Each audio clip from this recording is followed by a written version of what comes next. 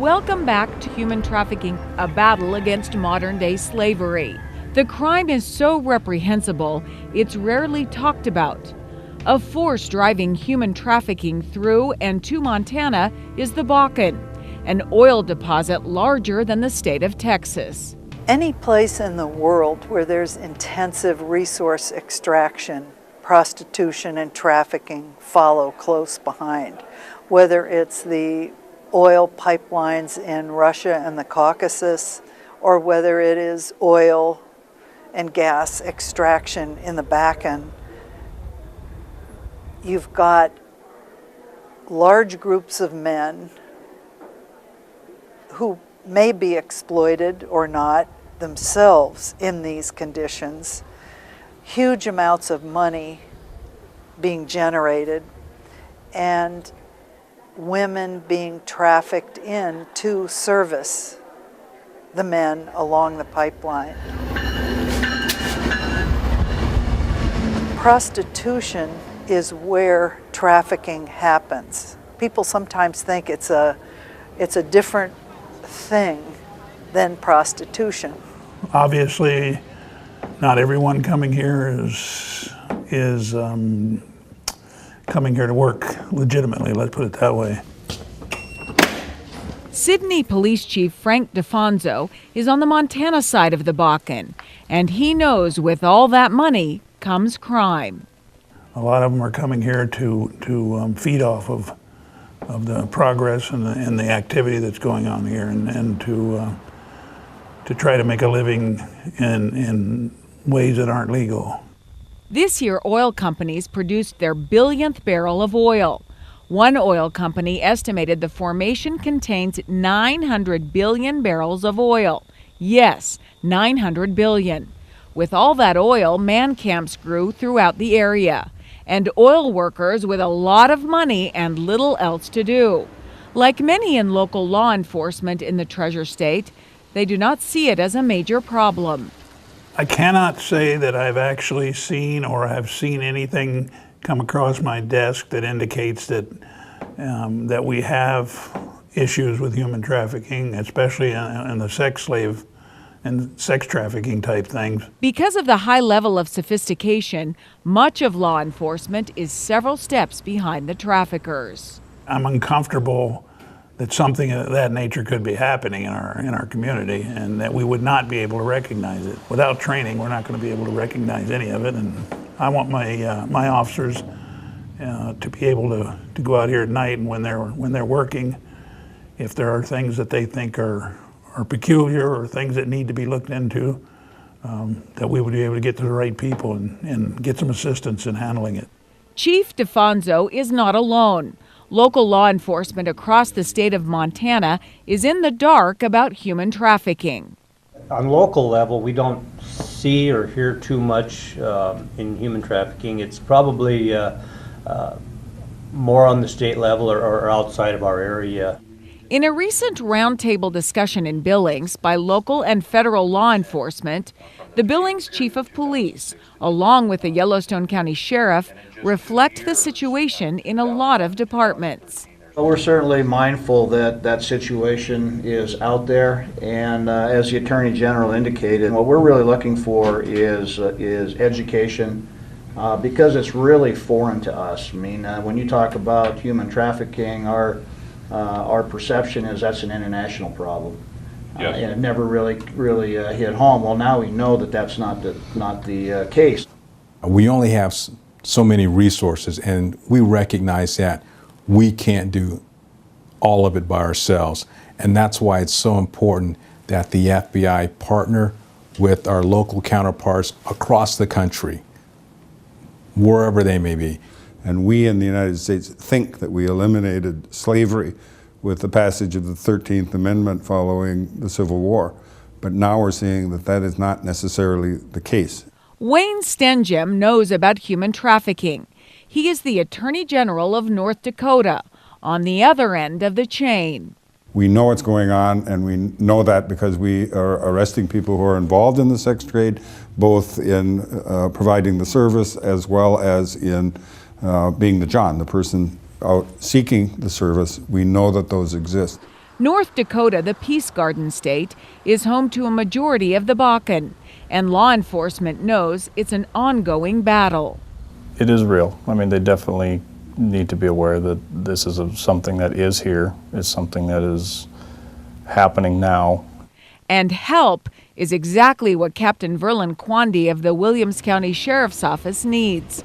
It's a sentiment reflected by law enforcement all over the country. His department sits in the town of Williston, right in the heart of the Bakken and the frontline battle against human trafficking. We are aware of it more so than we have been in the last few years, and we're working towards trying to get better at recognizing what we're looking for and to hopefully be more proactive and hopefully more foresight into what we're going to be doing to combat it. Making it harder, Quandy and his deputies struggle to battle not just trafficking, but all crime. The town of Williston has seen incredible growth. In 2010, the population of the sleepy North Dakota town was 14,700 people. In 2 years, it grew by 25% to more than 18,000, and the following year, an estimated 21,000 people. That's 40% in 3 years. With that exponential growth has come an exponential growth in crime, including slavery. 10 years ago, this isn't something that we would have even thought about or had to consider, and within the last 2 or 3 years, it's becoming a lot more prevalent than we would have ever imagined. Making it difficult to crack down is the crime itself, as it doesn't draw a lot of attention. It can be challenging to locate because you're maybe talking about interactions between an individual. Let's say you have the female and then a John that makes this interaction. There's no victim to that directly at that time between what they're doing at the moment. So there's not going to be an individual that's going to report an incident. I think perhaps some in Williston would like to deny that it exists here, but it is here. My observation is either that you prosper from the Bakken or you're a victim of the Bakken. Pastor Chris Wallstad of the Life Church of Assembly of God has seen his town change. We've even seen some of those coming out of human trafficking or being rescued from human trafficking within the walls of our church. And then we've seen on the other side of that, Johns that have been arrested in sting operations reaching out for help as well. So it's landed right on our doorstep. Pastor Wallstad can see what some law enforcement can't. The prize of the Bakken is that there's oil and that there's money. That's the prize. So something has brought them here, and then that's brought its own unique set of problems, because now you have money, you have men, you have opportunity, and all of that combined creates a perfect environment for trafficking and drugs and gang activity. It's all here in Williston, North Dakota right now.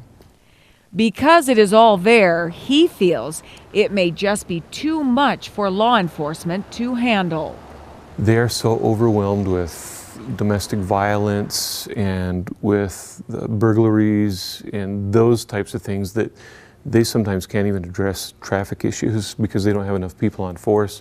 And so sometimes I think the bigger issues, my opinion again, they just get slid to the back, not intentionally, but because of the demands on the other side of things. Even as a man of God, the pastor struggles with not just the traffickers, but those who partake in the true victims. On the other side of the human trafficking, those that are victimizing women, you might have to shut off the camera for me to say what I think, in all honesty. I'm infuriated by that. Yeah. Everything that I was set up to believe negatively about life and myself and my sexuality and my value, I bought into it hook, line, and sinker. Wendy Lazenko knows the ugly truth about human trafficking. She was once a victim, but now she is trying to help others. I'm also a survivor. I'm part of the National Survivor Network. I experienced exploitation when I was 13 years old through trafficking as a young runaway, and that led me into a pretty long life cycle of sexual exploitation and trafficking. Wendy's tale is not unlike Amber's or other victims. I had a lot of those existing vulnerabilities. I had suffered sexual abuse as a child from a very young age. Grew up in a single-parent family home, very dysfunctional, broken home. And so started running away at a really, really young age. Then she met up with another woman who she befriended, who was actually recruiting for her older boyfriend. I was taken to a party where she groomed me beforehand. I had no idea that I was going to be sold for sex that night. Where it was sexual exploitation and trafficking was where I had someone who was over me, bringing me men to have sex with in exchange for money, not receiving that money, being punished for not doing what I was asked to do, all in exchange for a love. That is one of the difficulties with escaping the life. You have these pimps that will go out and recruit these girls, and they will offer them love, affection. They'll offer them, clothes, jewelry. They'll do anything they can basically to try to bribe them and said, look, if you come and you be with me, I will give you all these clothes, I'll buy you all this money, I care for you, I love you. But that love is a false dream. It becomes a pattern in the brain. They don't know if it's good or bad. They just know it's happened. So when it happens again, it's just another part of their life, and that's part of the danger. Stephanie is another human trafficking survivor on the other side of the line in Montana, and understands why it is so hard to get out of the life or trust anyone. I couldn't explain to them the anger, the hatred, the shame, the guilt that was going on inside. Stephanie experienced sexual exploitation at an early age. When I was about 9, I started running away from home because I didn't know how to communicate. I'd been told, don't you say a word, don't you do this. By 13, she was a part of the dark underworld. I didn't have a lot of normal Johns. I remember being terrified, just terrified at what was going to happen. And they weren't normal, it wasn't right. And you could feel it when they came in the room.